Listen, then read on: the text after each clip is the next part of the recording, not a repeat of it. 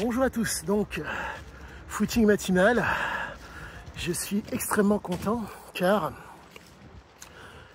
mes entre guillemets découvertes et mes recherches m'ont amené à comprendre d'autant mieux Cyziaziké. Je suis fier comme un pan et gai comme un pinceau. Bref, pour vous la faire courte, oh, pardonnez-moi.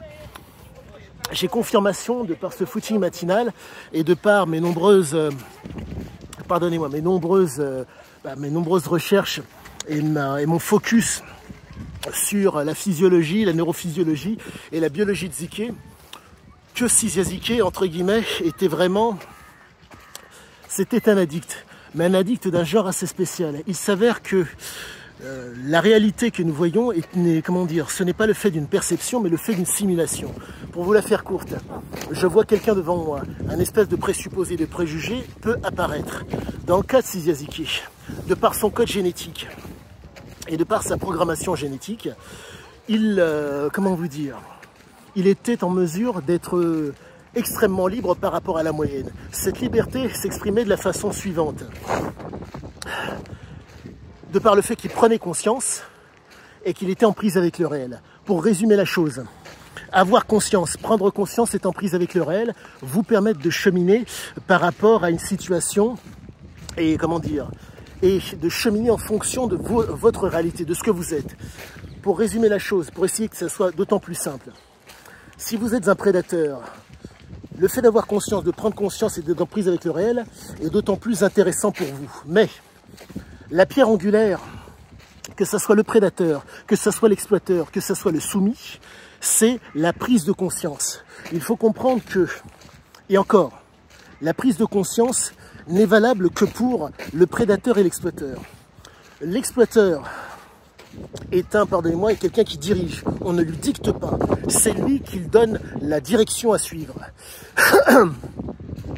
Le prédateur, lui, il veut dicter, en un mot, décréter, faire en sorte qu'il y ait un contrôle dans le privé et dans le public. Et donc, force est de constater que nous sommes face à un homme qui était en mesure de raisonner par lui-même. Je dis bien raisonner et non réfléchir. Ses compétences et ses qualités ne sont pas de son fait, mais sont le fait de son patrimoine génétique, plus exactement de son code génétique. Pour reprendre l'épitaphe qu'il y a donc sur la statue qu'il a voulu faire, en tout cas sur un des croquis, ni Dieu ni maître, seule la liberté. Le génome de Ziké était, de par le fait que le père était donc un lab et de par le fait que la mère était une gréco-libanaise, vous avez donc un gène de voyageur et un gène de guerrier. La spécificité du génome de Ziké, du code génétique de Ziké, s'explique d'autant plus. Nous sommes face à un homme nous sommes donc face à un homme qui, de par son code génétique, de par la stimulation qu'il y a eu sur sa programmation génétique, à cause de son père, code génétique, programmation et, si je peux dire, programme, pour faire simple, pour que ça soit d'autant plus criant de vérité. Il y a le travail que vous pouvez effectuer, il y a vos gènes et il y a les substances qui vont faire la différence. Dans le cas de Cyziaziké, de par sa jeunesse au Maroc, le Maroc étant un pays, il est né à Taroudan. Donc, première chose, la vitamine D du soleil qui fait que, au niveau luminique, le corps de Cyziaziké a été imprégné de vitamine D, ce qui fait toute la différence par rapport à certains états dépressifs que lui n'avait pas, mais son génome était réceptif à ça. Deuxième, entre guillemets, élément que Cyziaziké donne dans ses livres, le fait que le père fumait le cannabis. Il faut comprendre cette chose. Cyziaziké est né en 49, de 49 à 56, il est resté au Maroc. Et la ville de Taroudan est connue pour être, entre guillemets, allez comprendre le pourquoi du comment, en tout cas la ville ou peut-être la région, en tout cas la région de Taroudan, pardonnez-moi, oui, le village, attends, faudra que je revérifie, mais en tout cas, cette partie du Maroc est connue, d'après certains, pour son cannabis. Ce qui fait que nous nous retrouvons avec un jeune homme qui a été influencé donc par l'environnement côté luminique, le fait qu'au Maroc, à l'époque, il faudrait que je regarde aussi l'architecture. Je pense que, contrairement aux bâtiments parisiens qui vous masquent le soleil en sortant de chez vous, en sortant de chez eux, j'ai l'impression que pardonnez-moi, les gens au Maroc étaient tout de suite bénéficiaires de la luminosité. D'une, de deux. Tout ce qui est loi, pardonnez-moi, la loi E20, la loi anti-cigarette, n'avait pas lieu et n'avait pas cours à l'époque. Ce qui veut dire que sur des circuits neuronaux et sur des circuits vélo-circulatoires jeunes, il y a eu en tout cas, au niveau, pardonnez-moi, c'est surtout au niveau cérébral que ça agit. Comme le père fumait la cigarette, fumait le hachis, je ne sais pas s'il fumait la cigarette, mais cette imprégnation au niveau, pardonnez-moi, des circuits cérébraux de cet enfant fait qu'il y a eu, si je puis dire, une espèce, comment dire, d'agencement pour aller dans un certain sens. Et ça donne toute la mesure de l'homme et ça explique nombre de choses.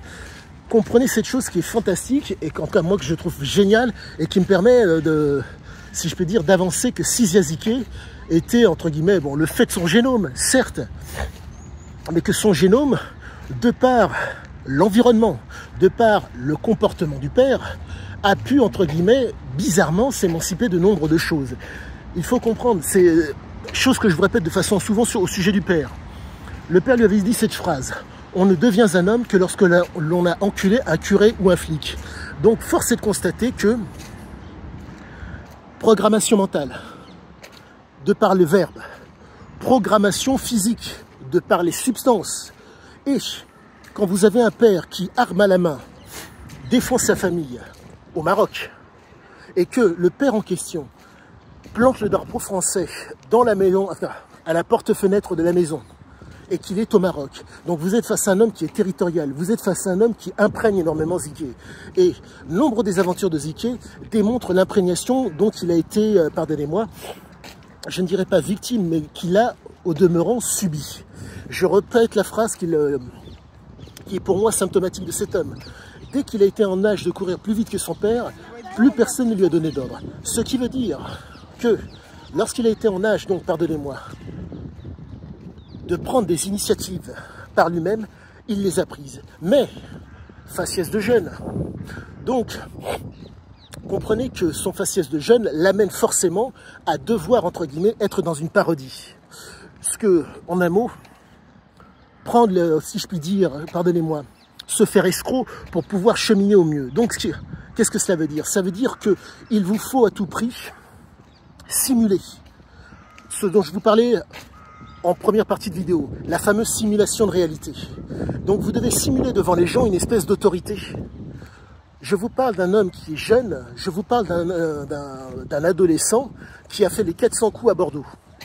Certes, il y a eu la prime enfance au Maroc, la prime enfance qui lui permettait de vaquer à ses occupations, mais de l'autre côté, nous avons, pardonnez-moi, l'adolescence qui a permis donc à ce jeune homme de pouvoir, entre guillemets, s'émanciper de la, on va dire, tutelle parentale, et encore, s'émanciper. Oui, s'émanciper, car il a pris l'initiative. La stimulation qu'il y a eu en bas âge par rapport au verbe du père, par rapport à la fumée de cannabis qui a été extrêmement stimulante sur sa personne. Il faut comprendre que c'est propre à Zike. Les gènes de voyageurs, les gènes de guerrier ont été activés de par le père. Qu'est-ce qui s'est passé? Le fait d'avoir activé ces fameux gènes fait que l'homme ne pouvait plus, entre guillemets, accepter une autorité sur lui. Et cette prise de décision, quoique cette prise de décision, en tout cas, ça a amené des prises de décision bien spécifiques, qui fait qu'aujourd'hui, tout s'explique et tout se tient. Pour faire simple, pour résumer la chose, la fumée de cigarette ou la fumée de cannabis sur un organisme en bas âge n'est pas une chose agréable, malgré que, pour ce que j'en sens, pour ce que j'ai pu en sentir, l'odeur n'est pas plus désagréable que ça, mais comprenez que physiologiquement, c'est quelque chose qui est néfaste. Donc, chose à comprendre, il a fallu donc que le corps puisse commencer à, pardonnez-moi, à traiter, en tout cas, quand vous ingérez quelque chose. Je vais prendre l'exemple de l'alcool pour que ce soit d'autant plus criant de vérité et que ce soit d'autant plus simple à comprendre. Lorsque vous prenez de l'alcool, ça passe toutes les barrières cellulaires. En un mot, du cerveau, foie, cœur, rein, poumon, vessie, ça passe de partout. Eh bien, les fameuses substances que prenait Cyzia ont eu à peu de choses près la même chose. Ce qui fait que le génome de guerrier, le génome de voyageur a été tellement stimulé de par le comportement du père et de par, entre guillemets, les substances que malheureusement, comme il a été un fumeur passif, vous vous retrouvez donc avec un jeune homme qui a été obligé, si je puis dire, de s'émanciper. Et je reprends la fameuse épitaphe qu'il y avait donc, en tout cas la fameuse épitaphe qu'il aurait souhaité avoir. Ni Dieu, ni maître, seule la liberté. Voilà ce qu'il en est par rapport au génome de Cyzia. Je pense ne pas être loin du vrai et je pense ne pas me tromper. Quoi qu'il en soit, pour peu que vous me connaissiez, vous suivez la chaîne, vous savez que je vais persévérer pour pouvoir être dans le détail du diable, pour pouvoir être d'autant plus pointu et d'autant plus précis par rapport à Cyzia. Quoi qu'il en soit, excellente fin de journée à tous et je vous dis à bientôt.